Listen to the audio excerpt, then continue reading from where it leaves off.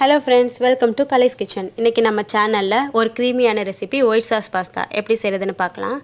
அதுக்கு முதல்ல தண்ணியை நான் கொதிக்க வச்சிருக்கேன். தண்ணி நல்லா கொதிச்சதும் இதல தேவையான அளவுக்கு உப்பு சேர்த்துக்கோங்க. நான் இன்னைக்கு 200 கிராம் பாஸ்தா எடுத்துர்க்கேன். அதை உள்ள சேர்த்துக்கலாம். பாஸ்தா வேகிறதுக்கு 10 ல இருந்து 15 நிமிஷம் போல ஆகும். அதுக்குள்ள நம்ம இதுக்கு தேவையான காய்கறியை ரெடி பண்ணிரலாம். அதுக்கு ஒரு panல 1 டீஸ்பூன் வெண்ணெய் சேர்த்துக்கலாம்.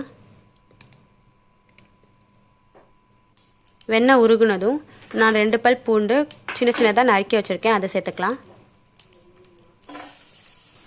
பூண்டு நல்லா வறுபட்டதும் நான் 4 காளான் எடுத்து கட் பண்ணி வச்சிருக்கேன். அதை சேர்த்துக்கலாம். அப்புறமா ஒரு குடை மிளகாய்,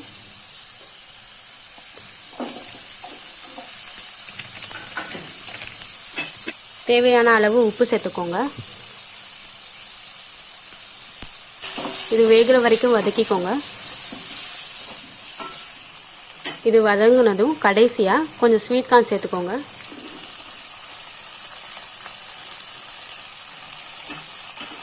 சேர்த்துட்டு ஒரு தடவை நல்லா கலந்து விட்டுட்டு ஸ்டவ் ஆஃப் பண்ணிடலாம்.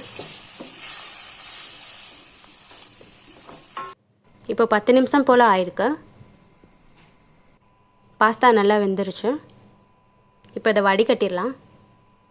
இப்போ இது வடிகட்டியாச்சு. இதில் 1 டீஸ்பூன் எண்ணெய் ஊற்றிக்கோங்க.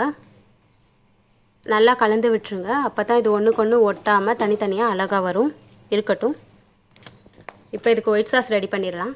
அதுக்கு ஒரு பேனில் 2 டேபிள் ஸ்பூன் வெண்ணெய் சேர்த்துக்கோங்க.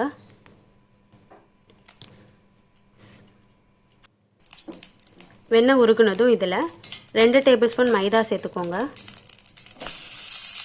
சேர்த்துட்டு சிம்மில் வச்சு நல்லா கலந்து விட்டுருங்க. இல்லைன்னா கருகிடும்.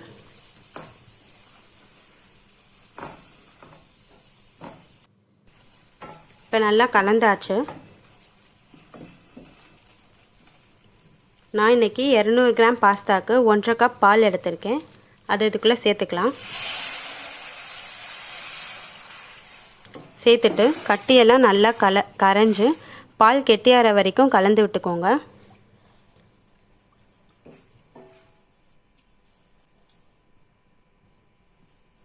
இப்போ பால் கெட்டியாயிடுச்சு. இதில் நம்ம சீசனிங் சேர்த்துக்கலாம். தேவையான அளவுக்கு உப்பு சேர்த்துக்கோங்க. 1/2 டீஸ்பூன் மிளகுத்தூள், 1/2 டீஸ்பூன் ஆரிகானோ, இது இருந்தால் சேர்த்துக்கோங்க, இல்லைன்னா வேணாம். 1/2 டீஸ்பூன் சில்லி ஃப்ளேக்ஸ் சேர்த்துட்டு நல்லா கலந்து விட்டதுக்கு அப்புறமா வதக்கி வச்சிருக்க காய்கறியை உள்ளே சேர்த்துக்கலாம்.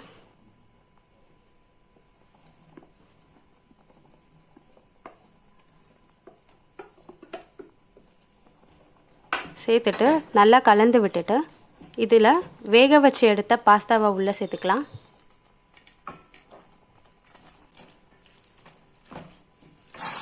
இப்போ இதை நல்லா கலந்து விட்டுட்டு ஸ்டவ் ஆஃப் பண்ணிடலாம். அவ்வளோதான், நம்ம பாஸ்தா நல்லா க்ரீமியாக ரெடி ஆகிடுச்சு. இதை கண்டிப்பாக உங்கள் வீட்டில் ட்ரை பண்ணி பாருங்கள். இந்த வீடியோ உங்களுக்கு பிடிச்சிருந்தா லைக் பண்ணுங்கள், ஷேர் பண்ணுங்கள், நம்ம சேனலுக்கு சப்ஸ்கிரைப் பண்ணுங்கள். தேங்க்யூ.